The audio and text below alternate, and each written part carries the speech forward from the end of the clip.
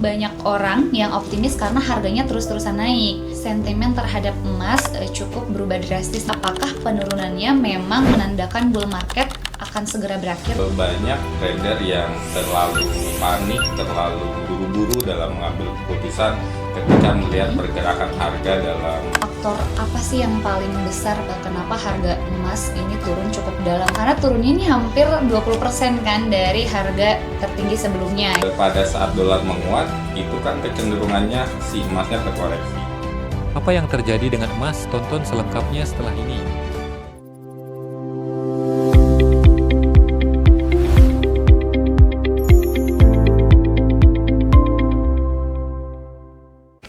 Halo semuanya, kembali lagi di Trading Talk, podcast tempat kita ngobrol santai seputar trading, investasi, dan juga perkembangan pasar keuangan. Belakangan ini, aset yang paling banyak disoroti yaitu emas. Setelah mencetak rekor harga tertinggi, kini emas mengalami koreksi, bahkan sampai 20% dari puncaknya. Nah, kondisi ini bikin para investor bertanya-tanya apakah penurunannya sementara atau justru menjadi sinyal kalau tren kenaikan emas akan segera berakhir. Di episode kali ini, kita akan membahas tuntas seputar pasar emas dan faktor apa saja yang membuat harganya turun. Seperti biasa, hari ini aku sudah ditemani oleh tim analis kita, yaitu Bapak Yudi, yang akan membantu menjelaskan dari sudut pandang fundamental. Halo Bapak, selamat sore, apa kabar? Ya, selamat sore, baik.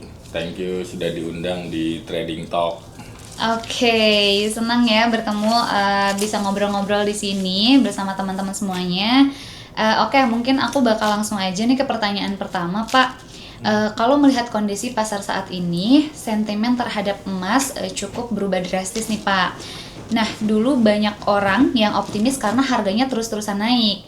Nah, setelah mengalami koreksi, justru banyak yang pesimis. Nah, menurut Bapak sendiri, apakah penurunannya memang menandakan bull market akan segera berakhir nih? Oke, ya, kalau menurut saya belum. Ya, belum. Jadi memang untuk kondisi saat ini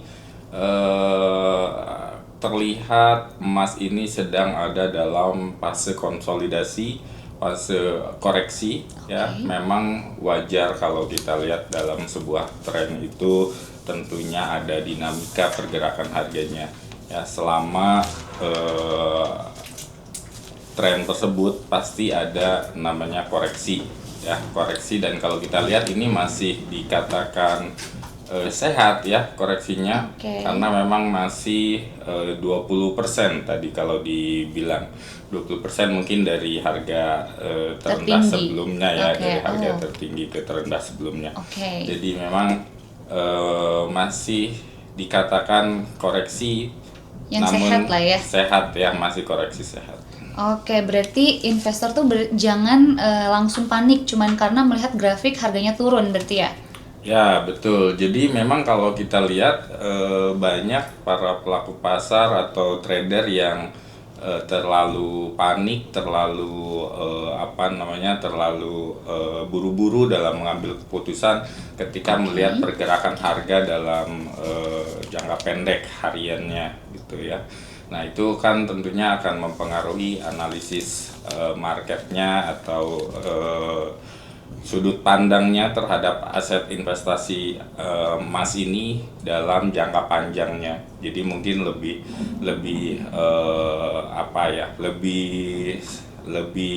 luas aja sudut pandangnya, lebih ke jangka panjang. Oke. Nah, kalau gitu faktor apa sih yang paling besar, penyebab paling besar kenapa harga emas ini turun cukup dalam, Pak? Karena pasti banyak yang bertanya-tanya karena turunnya ini hampir 20% kan dari harga tertinggi sebelumnya gitu. Ya, jadi memang kalau kita lihat kondisi penurunan saat ini itu terlihat adanya sikap wait and see, sikap kehati-hatian dari para pelaku pasar mengingat kondisi atau kebijakan yang dikeluarkan oleh The Fed. Ya, kita tahu saat ini The Fed ada dalam kondisi higher for longer ya, jadi mempertahankan suku bunga dalam jangka waktu panjang ke depan. Itu lalu juga ada potensi untuk menaikkan suku bunga di beberapa waktu ke depan, termasuk untuk yang akhir bulan ini, akhir bulan Juli itu ada rencana pengumuman suku bunga. Ya, jadi mungkin itu salah satu pemicu harga emas terkoreksi. Mengingat kalau misalkan The Fed memberikan kebijakan yang hawkish, tentunya ini akan mengalihkan minat dari para pelaku pasar, para investor, pemegang atau yang biasa pegang emas gitu ya. Jadi lebih memilih atau mengalihkan ke dolar karena kecenderungannya ketika The Fed memberikan sikap hawkish, tentunya itu akan menguatkan dolar kecenderungannya, sehingga pada saat dolar menguat itu kan kecenderungannya si emasnya terkoreksi ya, karena memang tipikalnya sama-sama safe haven, namun bedanya kalau emas ini tidak memberikan imbal hasil ya, tidak ada keuntungan dari sisi investasi imbal hasil seperti itu dibandingkan kalau misalkan dolar ya. Jadi ketika The Fed memberikan suku bunga tinggi, mungkin sebagian para pelaku pasar akan beralih ke obligasi misalkan ya, karena ya itu memberikan ada keuntungan dari sisi imbal hasil misalkan. Jadi mungkin faktor utamanya karena news yang diberikan dari The Fed itu tadi ya Pak? Ya, kebijakan ya. Kebijakan. Oke. Nah, berarti bukan karena emas ini kehilangan nilainya ya Pak, lebih ke kondisi ekonomi global yang lagi berubah aja berarti ya? Ya, betul ya. Jadi karena memang kalau kita melihat historical emas ini tidak pernah kembali ke harga sebelumnya yang memang jatuh gitu ya. Jadi kalau kita lihat dari tahun ke tahun itu kecenderungannya selalu naik. Kita juga ingat dari mulai rally naik itu dari mulai COVID, terus perang Rusia Ukraina, perang lagi Palestina, itu kan emas dari 1.000, 1.500 ya, 1.800 bahkan sampai sekarang udah di 4.000, sempat ke 5.000 juga. Jadi secara tren, secara jangka panjang ini emas masih berpeluang untuk kembali naik. Apalagi kalau kita melihat jangka panjangnya ya. Seperti itu. Berarti naik turunnya emas ini sangat dipengaruhi sama kondisi global ya Pak? Ya, tentunya. Nah, berarti indikator yang menurut Bapak paling penting untuk dipantau nih para investor supaya investor ini melihat peluang naiknya emas lagi tuh dari apa ya? Ya, jadi mungkin untuk saat ini kita atau para pelaku pasar lebih cenderung melihat data ekonomi atau kebijakan-kebijakan yang akan dikeluarkan oleh The Fed oleh Federal Reserve.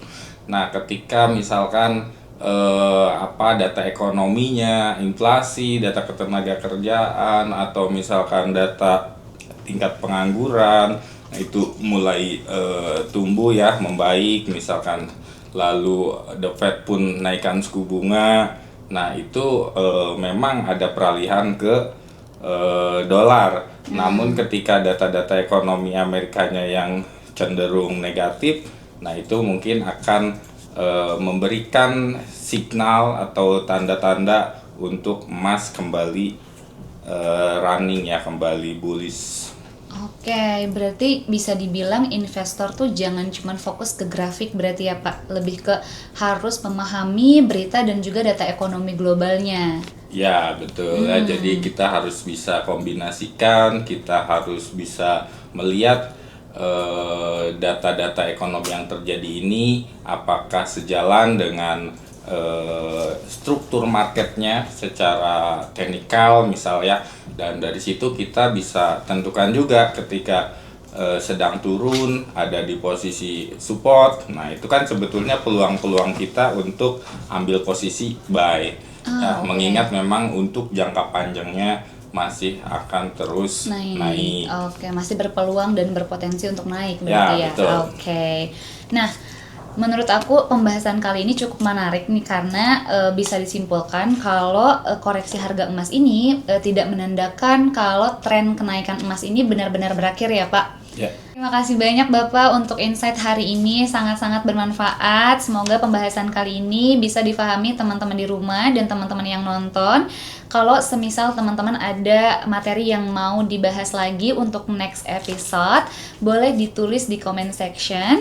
Aku Yeri, pamit undur diri dan sampai bertemu lagi di next episode selanjutnya. Bye-bye.